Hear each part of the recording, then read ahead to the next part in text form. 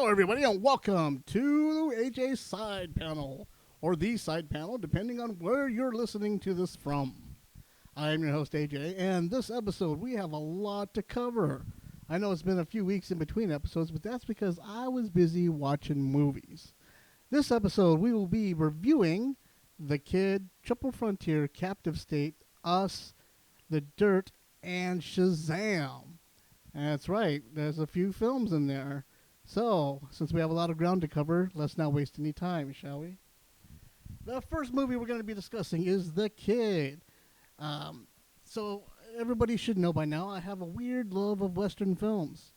I don't know what it is, but anything ranging from any of the Sergio Leone's spaghetti westerns, all the way up until, yeah, everything. I like westerns. The only thing I don't like, and please fill up my inbox with hate mail if you disagree with me, but I can't stand John Wayne, so I don't watch any of the John Wayne films. However, I did see the remake of True Grit, and that was awesome. So, but, that was Jeff Bridges, not John Wayne, so there you go. So, because of my love for westerns and cowboy films, I went ahead and checked out The Kid, which is it's a semi-biographical Western action thriller, which is directed by a first-time director, Mr. Vincent D'Onofrio. You may know him as the Kingpin from the Daredevil Netflix series. He's also been, that guy's like in everything. He's always been a very powerful actor ever since, I don't remember the movie where he was Private Gomapile, but I'm sure some of you do, and you're probably screaming at your speakers right now thinking about it, and I'm like, hey, you know what I should do? I should Google it since I'm right here in front of my computer, because otherwise it's going to mess me up. Full Metal Jacket! That's the movie! Oh my god, I can't believe I don't remember that movie. We watched it a lot in the Army. Yeah. Anyway, so yeah, he's always been a very powerful and commanding actor, and so to see him take it on his first directorial debut with this film had me excited, so I pretty much ran to the theater to see it. This movie is it's kind of weird. I was attracted to it not only because of Vincent D'Onofrio, but because it dealt with Billy the Kid and Pat Garrett. Now, I know, we've all seen Young Guns 1 and Young Guns 2, and pretty much everything that we know about Billy the Kid and Pat Garrett comes from that film, sure. There have been other stories told, other films made, but we, as people of my generation, will tell you that Young Guns was the Billy the Kid movie. So, of course, I was immediately like, ooh, even more awesome, I'll check it out. It turns out that the Billy the Kid, Pat Garrett story takes kind of a back seat in front of a main story, which is about this other kid who, named Rio. Him and his sister Sarah are running from their uncle after having accidentally killed their father in an act of self-defense. So during this time, the Billy the Kid, Pat Garrett story intersects and crosses over with what they're trying to do. Now, for the most part, I liked this movie a lot. I was very excited to see it. The last Western I had seen was The Sisters Brothers, which was awesome until the end. So I was hoping that I would run into another movie, another Western that would not follow in that same tradition and thus wash the bad taste out of my mouth from the Sisters Brothers. Man, was I wrong. This movie was great. Like, the first 2/3 of the film was really awesome. I was down for it. I was watching it. I was even excited to see Dave Rudaball, that name mentioned again from Young Guns 2. So I was like, yay, familiar characters, woohoo. But then there comes a point where where the story of Rio and his sister Sarah begin to take precedence again and prominence. And then you run into the uncle, who is portrayed by Chris Pratt. And he has the worst fake beard I have ever seen anywhere. I mean, this thing, it was like so distracting that you couldn't look anywhere else. It's like a bad comb over, or when you notice a man's toupee, you just can't. And it just, that's the story. From now on, that's the story. That's what you're going to remember. You don't remember that you saw the toupee at a funeral, or if you saw it at a wedding, or if you saw it on a topless dancer. All you know was this horrible toupee, and that's what you're going to be talking about for the rest of your life. That was the end of this movie. That was this beard. It took over the movie.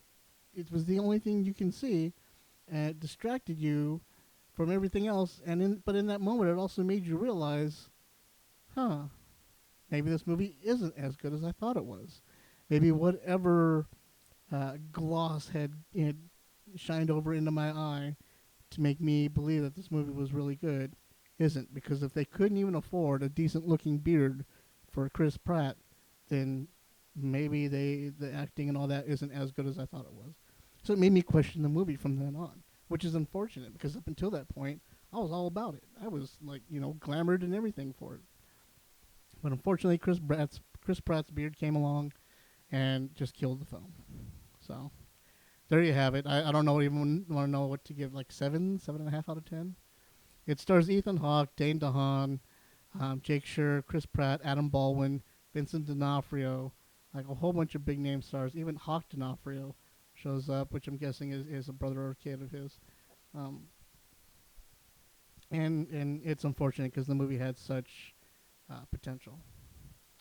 Much like the next film we'll be discussing, Triple Frontier. Now, for those of you who aren't familiar with the film or haven't seen a lot of advertisements for it, it's because it is a Netflix release. And the only reason I'm really discussing it is because it's got such a strong, powerful cast. And I was very excited to see this movie. Ben Affleck, Oscar Isaac, Charlie Hunnam, Garrett Hedlund, and Pedro Pascal. The story is about these 5 guys who decide to go rob a drug cartel boss. I can't speak anymore. See, the beard just messed me up. It's all these 5 ex-Delta Force guys that get together and decide to rob a drug cartel leader's headquarters. His entire house is where he's been stashing all this money he's accumulated over the entire time of his reign over his criminal empire. So these guys decided that they're going to go down and seize the money and try and bring it home and split it up because they've all had hard times since leaving the military. It sounded and it looked like a really great action film, great powerful players, and I was all about it until once again, the last third of the movie, where it just seems to drag and doesn't make any sense. It even gets you to the point of questioning, well, what was the point of this movie anyway? Or even this adventure. So much so that they even voiced their opinions about it toward the end of the film as well. So, I don't know. You may enjoy it. Like, I may be just biased on it because having served in the military and stuff, I know I can see some of the stuff. But I don't think so. I think it had some issues wrapping itself up. But it's on Netflix. So if you have Netflix, go check it out. It's called Triple Frontier. Yeah, there you go. The next film I saw, which was I was very excited to see this film as well, is Captive State. This movie stars John Goodman, Ashton Sanders, Jonathan Majors, Machine Gun Kelly, and Vera Farmiga. It is about... the story is 10 years prior to this movie taking place, the point of view that you're seeing. Aliens came down and took over the entire country, and during that time, they have restructured the government and how things are working and how things have run. And since then, nobody has been wanting for anything. And so we're now here, 10 years later, faced with this child who is the younger brother of one of the icons of a revolutionary act that had taken place years prior in trying to defend Earth from, or take Earth back from, the alien group called the Legislators. And that's where this film goes. From beginning to end, I really enjoyed this movie, but it's not the movie I thought it was going to be. And that's not necessarily a bad thing. You go in thinking that this is going to be like some alien stuff going on. You're going to see a lot more alien, a lot more fighting, a lot all this, political or just warfare. You're going to see alien warfare going on.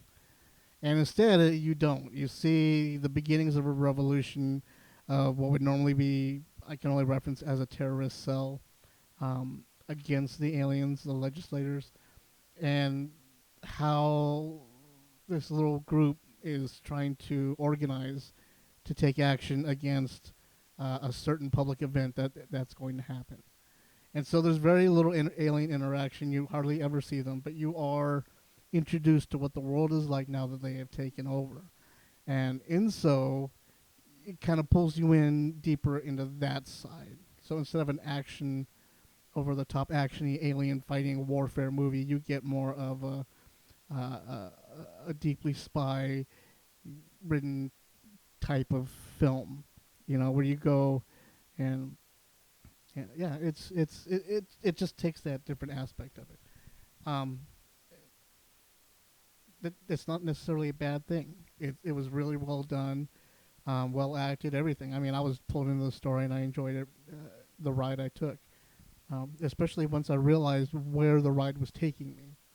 So I had a great time with it. There's a big twist at the end that like blew my mind, but I loved anyway. You do see some of the aliens every now and then, and they are very frightening. And I almost want to call them original, but they seem very similar to the aliens you saw in that one movie where Tom Cruise dies all the time. And I can't believe I can't. I'm blanking on names, man. It's just like I had it a second ago, and then it just went away. Um, yeah, so there you go. The aliens are very similar to those type of aliens in that like uh, they look more like active sound waves with the corporeal form, and because of that, it makes it just a wee bit creepier, because they're not really solid, and then they are, and then they're not. Um, but again, if you like this type of film, then Captive State is for you. It's on the theater still. I don't think it's doing too well because a lot of people don't know what it's about. But if it is near you, man, go check it out because I think it's worth it. So, moving on to the next film. All right, so I saw this movie 2 days ago, and yeah, I'm still dwelling on it. Trying to figure out what I felt about the film. Please hold on. Now, the movie being Us, directed by Jordan Peele. It's the second directorial film that he's put out. The first one was Get Out. We all enjoyed Get Out. We thought that was like the whole, like, oh my God, that's just amazing and awesome and the total new viewpoint than we've ever seen. And so here we come with Us, which is a film about a family. You've all seen the commercials, right? Where a family is trying to enjoy a vacation, and then at some point at one night, a kid comes in the room and says, "There's a family on the driveway," and they go out and look, and it turns out that that family is their mirror images, their doppelgangers, and you think that you're about to be taken on this horrific ride. That's going to be just one total mind-boggling experience after another. Um, I again, it's 2/3 of the movie were great. They really were. And then he just, in my opinion, he kind of dropped the ball at the end. And I'm hoping that Jordan Peele doesn't become the next M. Night Shyamalan, because this film had a lot of great potential and a lot of creepy, scary elements, but and so did Signs. I loved Signs. You were scared this alien attack was happening, all these things were going on, you don't know what's going on next. Everything seems so weird and scary, and then they attack a planet full of water and attack people that are predominantly water, and their water is their weakness. That kind of a letdown. That was us for me. A lot of other people came out of that film and they were oohing and awing, and I know a lot of people are still oohing and awing. But for me, it seemed to have dropped the ball. Like it felt like Jordan got to a point where he had to explain everything, and he didn't do it right. Um, Everything about this movie that is creepy and surreal and freaky and has you on the edge of the seat is in the trailers. And if you had just shown me a trailer of this movie, I think I would have thought the movie was going to be amazing. But then you get to the reasons and the explanation and why all this stuff is existing, and it kind of takes away from it. And I was a little upset. Now, I will freely admit that our movie theater had some problems. We went into the first half hour of the film with um, bad speakers, bad sounds. We couldn't really hear what they were saying. Everything seemed muffled, and they had to go and restart the movie. So that could have caused my opinion to change and shift, because anything that was scary and creepy in the first half hour or so, we saw almost on like we had seen, and then we had to rewatch it and saw all the scare and getting into the movie and being drawn in was taken away from us. So I freely admit that that could be the cause, and because of that, I was more hyper aware of all the explanations and the reasons and stuff behind everything that they were trying to explain. Um, However, I will try to go see it again, preferably in a theater that where the sound works, and hopefully I will not have that experience. So, out of 10, I'll give it a good solid 8.5. But I don't think it's Jordan Peele's strongest movie. Granted, he's only put out 2 movies. I just know he has something better in there. You know, much like M. Night. Like, he has something better in him. And you knew that. So that's why you kept giving him chances. And it wasn't until Split that he paid it off. You know, everything up until that point, after Unbreakable, was like, really, dude? It was the wind? Are you serious with the wind? Or some chick in a pool? You know, it was, you know, everything was like it had so much potential and strength behind it, but you knew that he could do better, and he did with Split, and even in some aspect um, with the third part of Split, because I can't remember. Remember, I'm old. I don't have a memory. Um,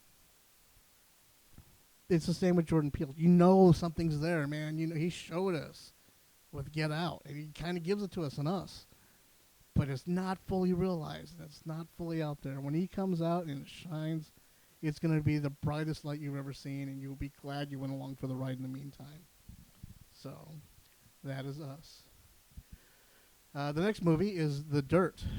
Now, again, you might be wondering, why am I reviewing a Netflix film? Well, I am a child of the 80s, and thus a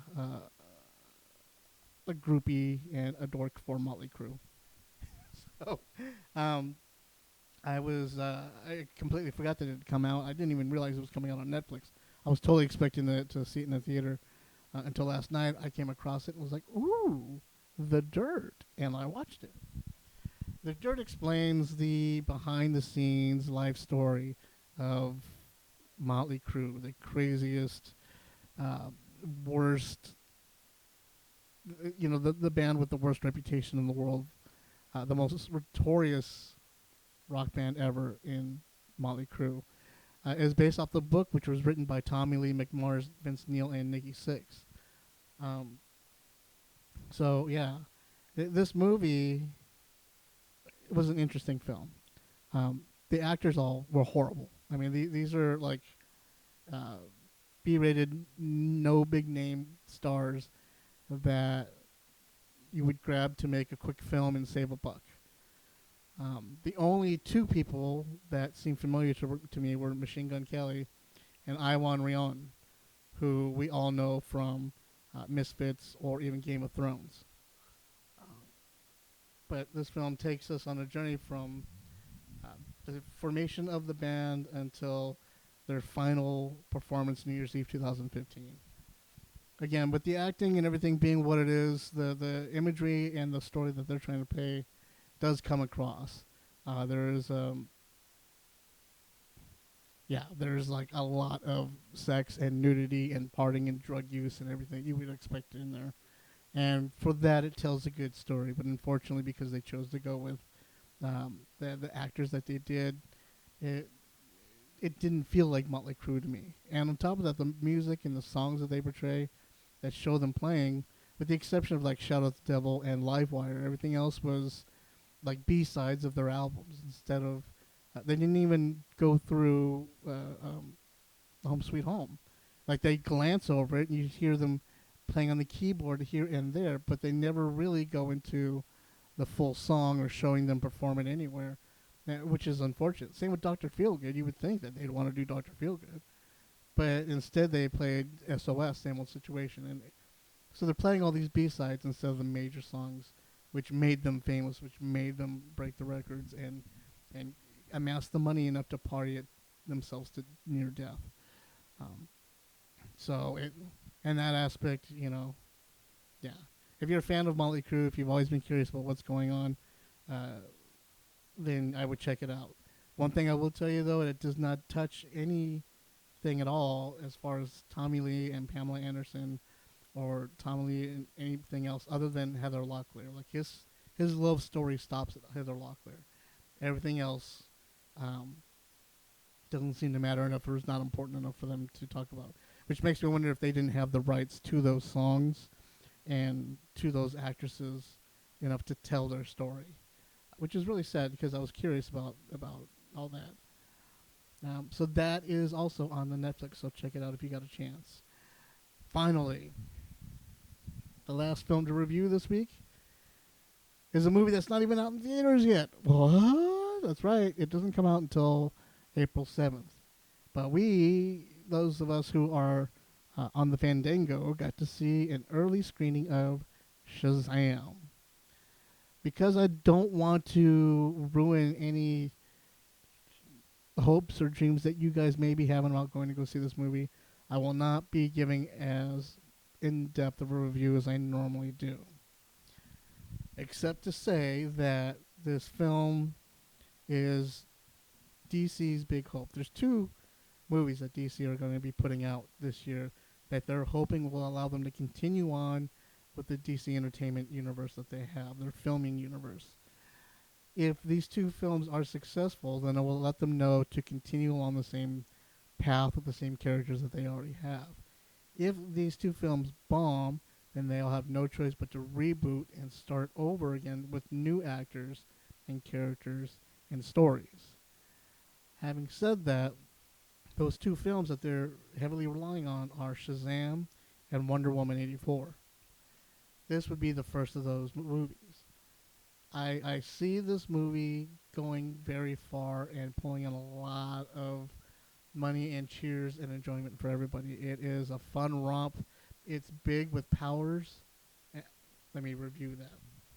Let me rewind that. It's the movie Big with Tom Hanks if they had superpowers. That's what this film is. So if at any point in time you've enjoyed that story from Big and were curious about, hey, what if he had superpowers? That'd be awesome. This is the movie for you.